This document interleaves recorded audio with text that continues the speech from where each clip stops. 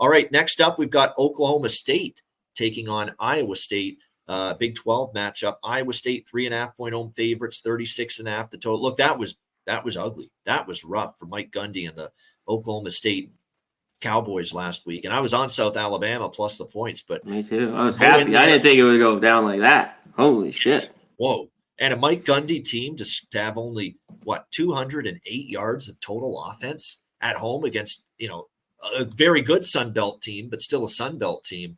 I mean, this offense has been broken from day one because he's been going back and forth, musical chairs at quarterback, because he has no faith in anyone to actually grab the job as the QB1 for this program. Whether it's Gunnar Gundy, the son of Mike, Alan Bowman, Garrett Rangel, none of these guys are grabbing the job for Oklahoma State. And that's not what you want to see moving forward. That being said, how on earth do you lay more than a field goal with Iowa State right now? I'm not doing that. No way. This team and I've cashed a ticket with Ohio, the Bobcats. This is another offense that's stuck in mud. Of course, it's a tough spot for Rocco Becht to be in. He didn't expect to start, but the Deckers gambling thing ended up leading to his departure from the team, and he's thrown in there, and he's definitely not a polished quarterback.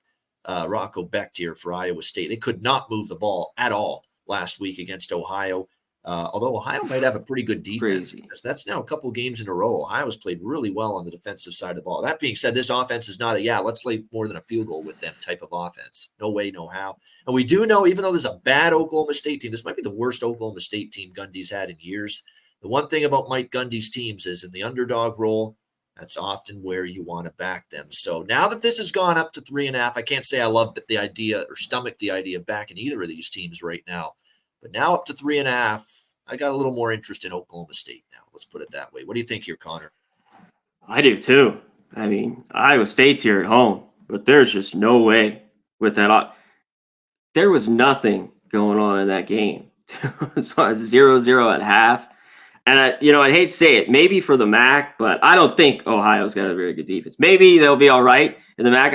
Iowa State's defense, their offense is just that bad. Here we go. It happened, which they weren't able to score at all. Oklahoma State. 9 straight unders for Oklahoma State. We mentioned it last week. Iowa State under 10 of 11. Even at this 36.5, I'd be on the under. Take it or nothing. Hold your nose. Under.